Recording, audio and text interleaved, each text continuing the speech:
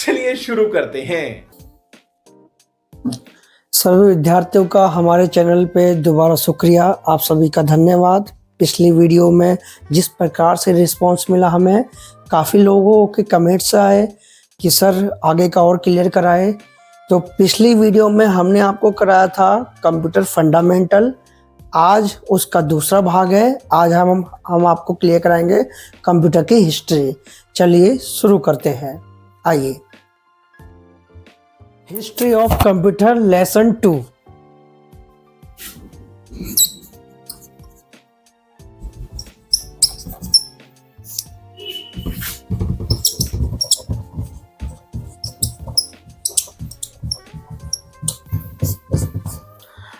तो आज हम स्टार्ट करते हैं कंप्यूटर की हिस्ट्री। कंप्यूटर का विकास कैसे हुआ, किस प्रकार से कंप्यूटर बनाए गए आए, आज के टाइम के कंप्यूटर और पिछले टाइम के कंप्यूटर किस प्रकार से, वही हम डिस्कशन करेंगे। और कंप्यूटर की जनरेशन किस प्रकार से चली और आज का जो कंप्यूटर चला रहे वो किस जनरेशन का है, इसी के बारे में आज हम चर्चा करेंगे। चलिए शुरू करते हैं।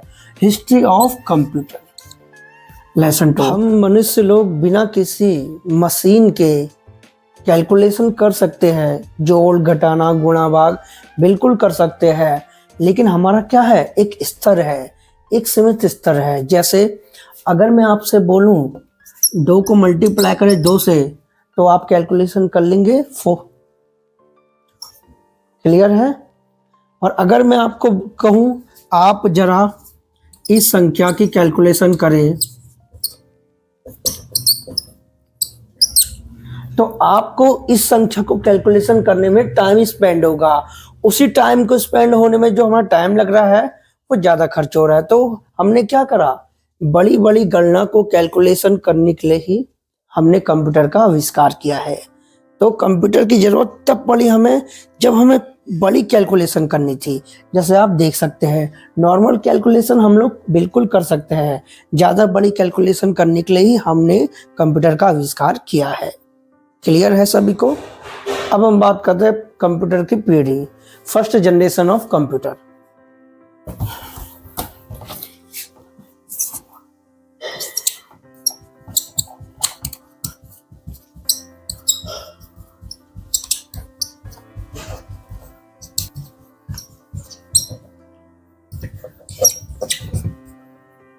फर्स्ट पीढ़ी जो कंप्यूटर की चली थी वो 1946 से 1956 तक चली थी, यानी 1946 से 1956 तक का जो युग था वो पहली जनरेशन का था, यानी कंप्यूटर की पहली जनरेशन का था। कंप्यूटर की प्रथम पीढ़ी की शुरुआत सन 1946 में मुचली नामक वैज्ञानिक ने एनिक कंप्यूटर बनाकर करी थी।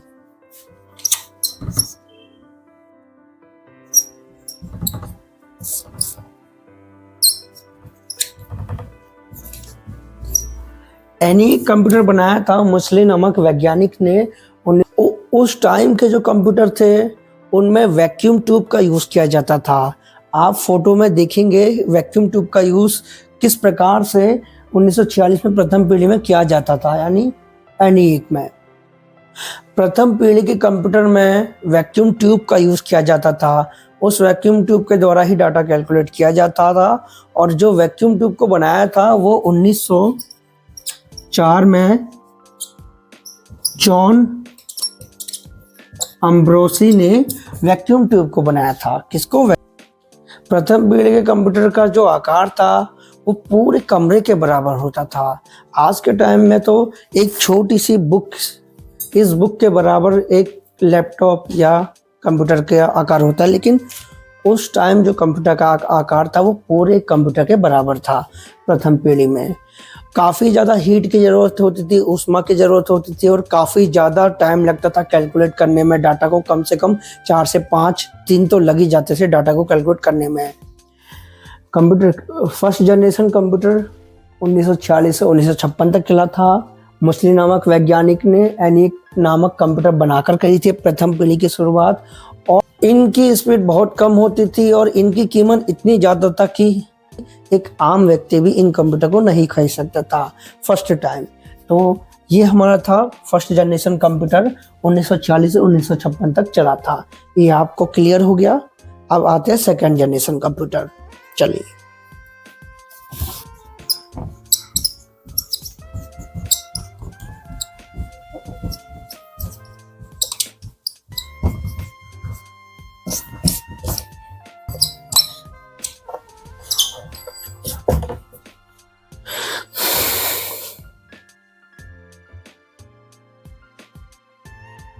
सेकेंड जनरेशन की शुरुआत 1956 से 1964 तक चली थी।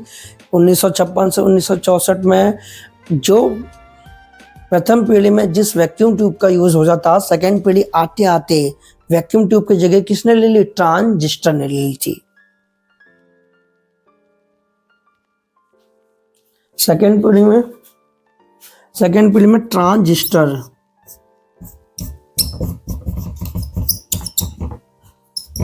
सेकेंड पीढ़ी में ट्रांजिस्टर का यूज किया जाता था कंप्यूटर को चलाने के लिए, डाटा को मापने के लिए।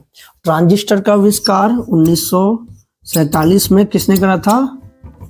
विलियम शॉकले ने 1947 में ट्रांजिस्टर का आविष्कार किया था। ट्रांजिस्टर उपयोग होने से जो पहले कंप्यूटर में काफ़ी दिन में कैलकुलेशन करते थे, तो ट्रांजिस्टर के लगने से वो कैलकुलेशन कम हो गया, यानी घंटों में कंप्यूटर कैलकुलेशन करने लगे और स्पीड से कंप्यूटर कैलकुलेशन करने लगे। और सेकेंड जनरेशन में कंप्यूटर का आकार भी एक अलमीरा के बराबर हो गया, यानी थोड़ा सा छोटा हो गया। अलमीरा के बराबर सेकेंड जनरेशन में कंप्यूटर का आकार हो गया था। तो सेकेंड जनरेशन 1956 से 1964 तक चली थी। इसके बाद आई थी हमारी थर्ड जनरेशन।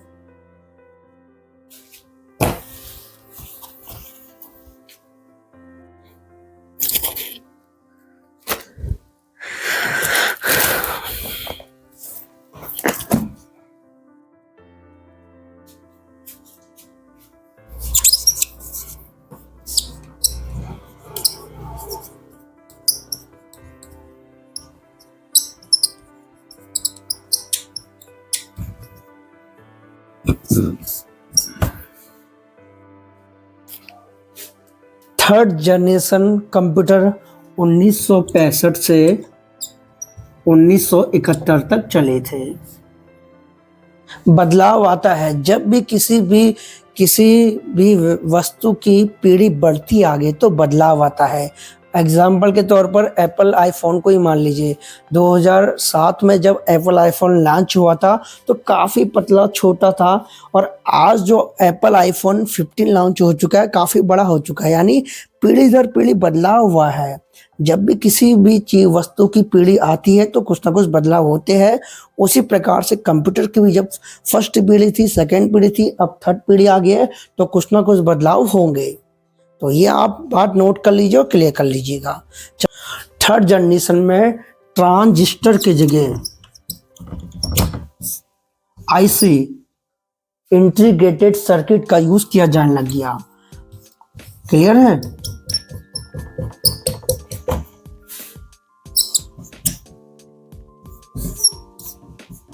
थर्ड जनरेशन में ट्रांजिस्टर की जगह इंटीग्रेटेड सर्किट यानी आईसी का यूज किया जाने लग गया। और इंटीग्रेटेड सर्किट का जो आविष्कार किया था वो क्या था? Jack Kilby. IC integrated circuit का जो आविष्कार किया था वो क्या था? जैक किल्बी ने। कब? 1964 में। क्लियर है आप सभी को? थर्ड पीढ़ी में कुछ मुख्य कंप्यूटर बने थे, उनके नाम है ICL-3, ICL 2903, ICL 19 और सिस्टम 3060। ये थर्ड जनरेशन में बनने वाले कुछ कंप्यूटर की लिस्टें है। तो थर्ड जनरेशन में ट्रांजिस्टर की जगह इंटीग्रेटेड सर्किट का आविष्कार किया जाने लग गया। इंटीग्रेटेड सर्किट का आविष्कार किसने किया था? जैक किल्बी ने। कब? 1964 में। और थर्ड जनरेशन में कंप्यूटर का आकार एक अलमीरा से किसके बराबर हो गया? एक टेबल के बराबर हो गया। थर्ड जनरेशन में अलमीरा से आकार एक टेबल के बराबर कंप्यूटर का हो चुका था। यानी आप देख रहे हो किस प्रकार से आकार घट रहा है और क्षमता बढ़ रही है। जो काम कंप्यूटर सेकेंड जनरेशन में 3-4 घंटे में कर रहा था, वही काम इंटीग्रेटेड की वजह से थर्ड जनरेशन में कंप्यूटर केवल 2 आवर्स में कैलकुलेट करने लग गया था डाटा। क्लियर है? कंप्यूटर का आकार भी काफ़ी छोटा हो गया था और वजन में भी काफ़ी हल्के हो गए थे थर्ड जनरेशन पीढ़ी में। क्लियर है सभी को? अब चलते हैं फोर्थ जनरेशन की ओर।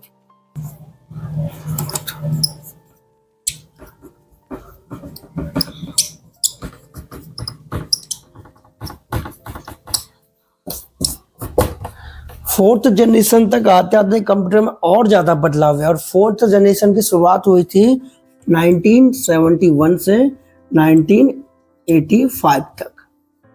1971 से 1985 तक फोर्थ जनरेशन के कंप्यूटर चले थे। यहाँ भी कंप्यूटर में बहुत बदलाव हुआ है। फोर्थ जनरेशन आते आते जो इंटीग्रेटेड सर्किट था आईसी, इसको और अधिक विकसित किया गया और एक इंटीग्रेटेड सर्किट कम से कम 3 लाख ट्रांजिस्टर के बराबर काम कर सकता था। फोर्थ जनरेशन आते आते एक इंटीग्रेटेड सर्किट कम से कम 3 लाख ट्रांजिस्टर के बराबर काम कर सकता था। इस पूरे आविष्कार से पूरी सेंट्रल प्रोसेसिंग यूनिट एक छोटी सी चिप में आ गई और इस चिप को क्या कहा जाने लग गया? Micro processor. माइक्रो प्रोसेसर कहा जाने लग गया और माइक्रो प्रोसेसर जिन कंप्यूटर में यूज किया जाता था उन कंप्यूटर को कहा जाता था micro processor computer. Fourth generation में कुछ माइक्रो प्रोसेसर कंप्यूटर के नाम मैं आपको बताता हूँ। अल्टेयर 8800 सबसे पहला माइक्रो प्रोसेसर कंप्यूटर था। इन कंप्यूटर का आकार और छोटा हो गया, एक टेबल से और छोटा हो गया। आप कह सकते हैं मेज से भी छोटा, एक बुक के बराबर हो चुका था उस टाइम। फोर्थ जनरेशन में कंप्यूटर का आकार और छोटा हो गया था। आकार छोटा होने की वजह से जो कंप्यूटर की स्पीड थी वो और अधिक बढ़ गई और अधिक बढ़ जाने के कारण कंप्यूटर बहुत तेजी से काम करने लग गया था। इन कंप्यूटर की कीमत कम होगी और फोर्थ जनरेशन आते आते एक आम व्यक्ति भी कंप्यूटर को आसानी से बाय कर सकता था। तो फोर्थ जनरेशन में काफ़ी बदलाव हुए कंप्यूटर में। इंटीग्रेटेड सर्किट को और ज़्यादा क्लियर और ज़्यादा बेहतरीन बनाया गया। जो टाइम 2 घंटे में डाटा कैलकुलेट होने में लगता था वो अब केवल कुछ सेकेंड में डाटा कैलकुलेट होने लग गया था फोर्थ जनरेशन आते आते। आखिरी में आते हैं हम फिफ्थ जनरेशन में।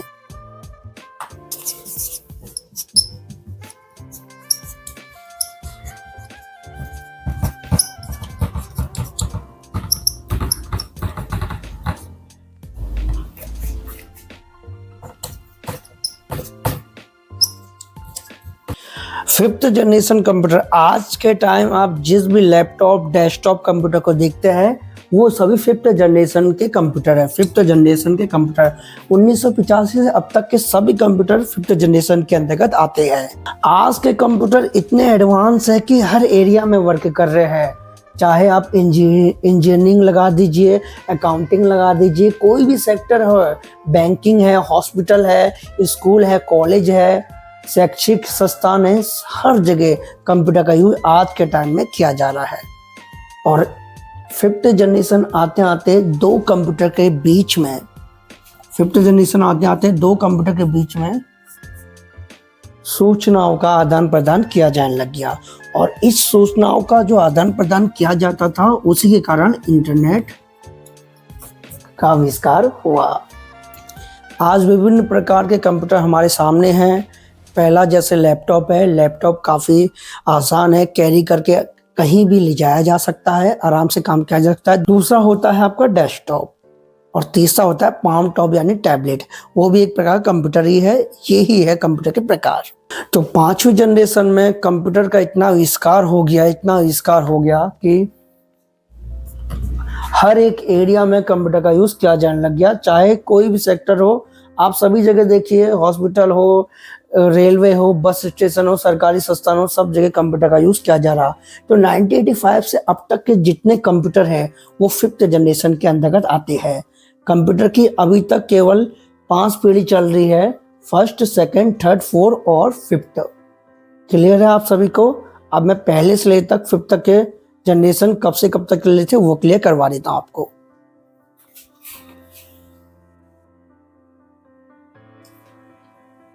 तो आज हमने क्या सीखा, आज हमने लेसन 2 हिस्ट्री ऑफ कंप्यूटर के बारे में सीखा। पहले फर्स्ट जनरेशन कंप्यूटर कब से कब तक चले थे आपके, फर्स्ट जनरेशन कंप्यूटर 1946 से 1956 तक चले थे, मैंने आपको बता दिया है। वीडियो आप पूरा देखिएगा तब क्लियर हो जाएगा आपको। सेकंड जनरेशन के कंप्यूटर कब से कब तक चले थे आपके, सेकंड जनरेशन के कंप्यूटर 1956 से 1964 तक चले थे, ये है हमारी सेकंड जनरेशन। फिर आती है थर्ड जनरेशन।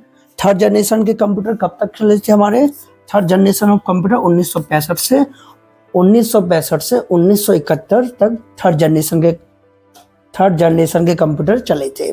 फिर आती है fourth generation. Fourth generation of computer 1971 से 1985 तक, फोर्थ जनरेशन के कंप्यूटर 1971 से 1985 तक चले थे। और आखिरी आती है फिफ्थ जनरेशन ऑफ कंप्यूटर। 1985 से अब तक के जितने भी कंप्यूटर आप देख रहे हैं, लैपटॉप हो, डेस्कटॉप हो, पाम टॉप हो, सभी फिफ्थ जनरेशन के कंप्यूटर कहलाते हैं आपके। क्लियर है आप सभी को?